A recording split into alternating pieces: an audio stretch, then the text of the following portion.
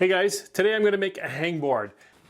Now I'm not a climber, but my son is interested in it and he asked me to build this. This is supposed to help you develop finger strength as you hang from this board. My son pulled together some ideas from various DIY hangboards that he found when he searched online, and I took that and I went into Sketchup and I came up with a design.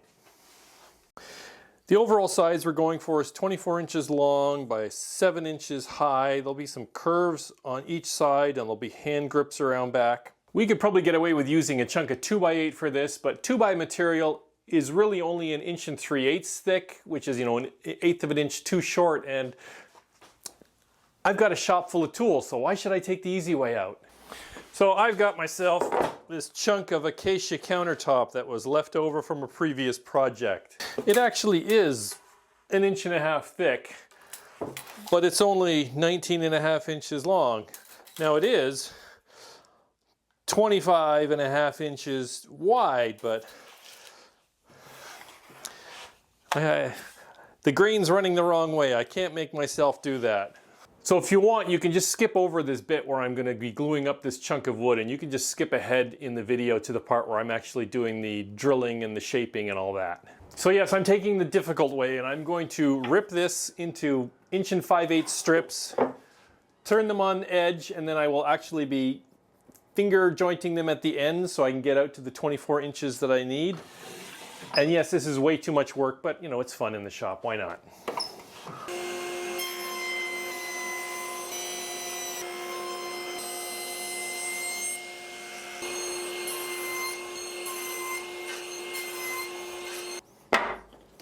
Then I stack all the long pieces, and then I cut a bunch at about 5.5.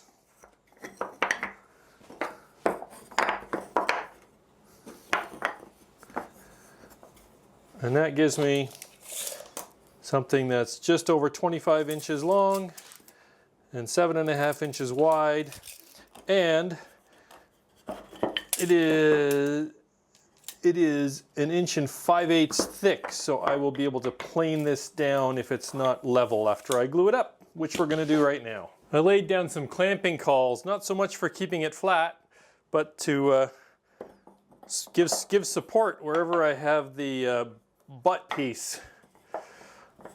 And then it'll also help to keep it flat once I get the clamps going.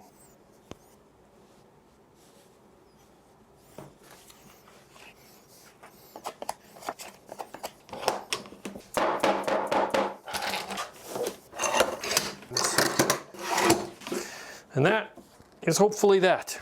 So it must be a new day because I've got a new shirt on. And let's skip ahead. And so out of the clamps, I have something a little over 25 inches long and 7.5 inches wide. And I'm going to slice off some of this glue, and then I'm going to just run a little cleanup pass through the planer. And then a little final ripping and trimming on the table saw. And we have our 7 by 24 inch blank that we wanted, which is a nice 1.5 inches and then some thick. Nice and thick for putting in finger holds. And now we got to take this, transfer that onto this, and do a lot of drilling of holes. And while editing the footage, I discovered that somehow this part was not in focus. I'm sorry. There was a lot of measuring and marking to get all the lines and curves and holes where I needed them. I drew a line on the workpiece to mark the center of each row of holes that I wanted. Then over on the drill press, I set the fence so that I could just slide the workpiece along that center line as I was drilling. And I'm using a 1 1/4 inch Forstner bit to drill the holes. And so I'm just making a series of overlapping holes on the drill press. Fortunately, this acacia wood is fairly soft for a hardwood, and it's coming along pretty nicely. I just have a whole lot more holes to drill, and then I will be ready to do some sanding and smoothing and moving on to the next step. So after a lot of drilling, I have all the holes that I need, and I think really the only thing I can do now is hand sand because it's got to be smooth enough to put your fingers in there. I remembered I own these sanding cylinders for the drill. Let's try this.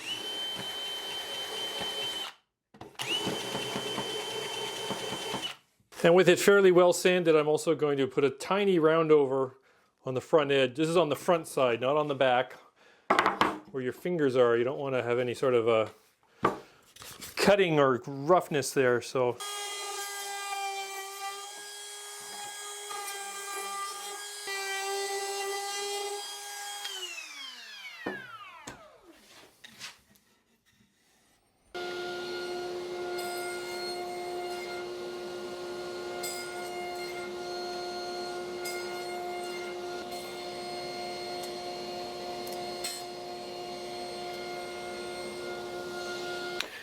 So here in the middle of the hangboard, we wanted a sloped part, and I wasn't really sure how to do it. I was thinking of the bandsaw, I was thinking of the router table, or just cutting it by hand, and then I just had the idea to just set up some various boards to help constrain this, and so I could tip it and lock it in place and carefully raise the height of the saw blade to a certain level, and that turned out really well. So now I need to do the same thing on this side and this side, but with a different slope. So I have a test piece here, and I've marked out the slope that I want, and then now I've tried a few different pieces until it looks like holding it here, like the saw blade is going to just do what I want. So at a certain point, you just got to commit.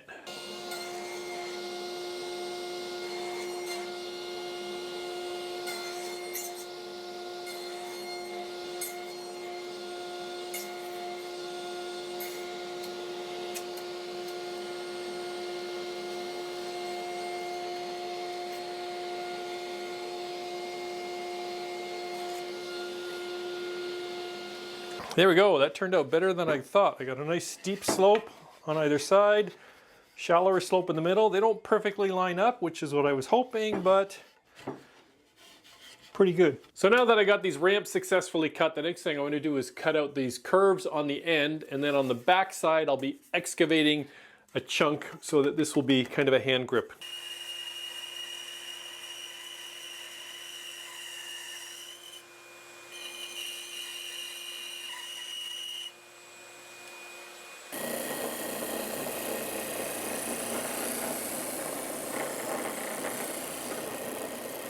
I'm going to be drilling partially into the piece, so I really don't want it slipping, so I've got lots of clamps in place. Cross those fingers. All right, there we go. That's going well. And then reposition and do some more.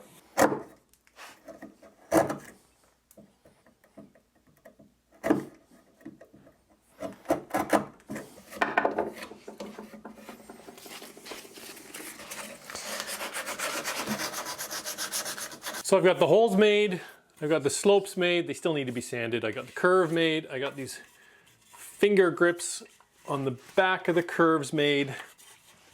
Now, I'm going to put a back on it.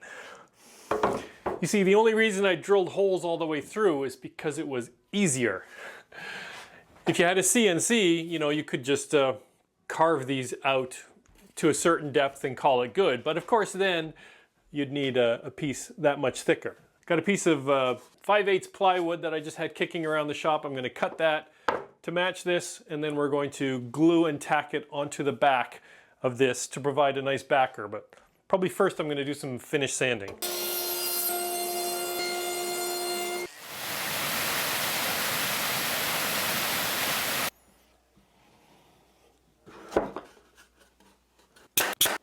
Now let's slap some clamps on there.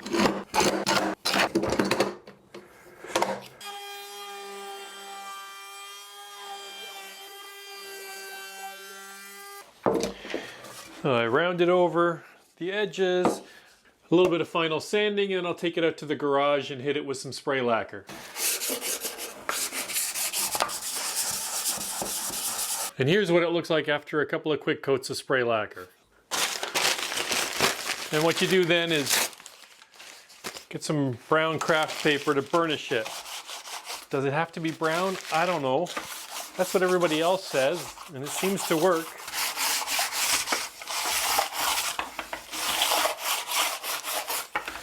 It sure does make it nice and smooth.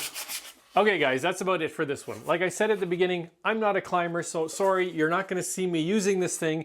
It goes to my son now. We're gonna find a place for him to hang it, and hopefully he gets some enjoyment out of it. And speaking of enjoyment, I hope you enjoyed your time here. Thanks for stopping by and spending some time in my shop. If you feel I've earned it, please consider subscribing. If you really like what I'm doing, you can support me on Patreon, and we'll see you on the next one.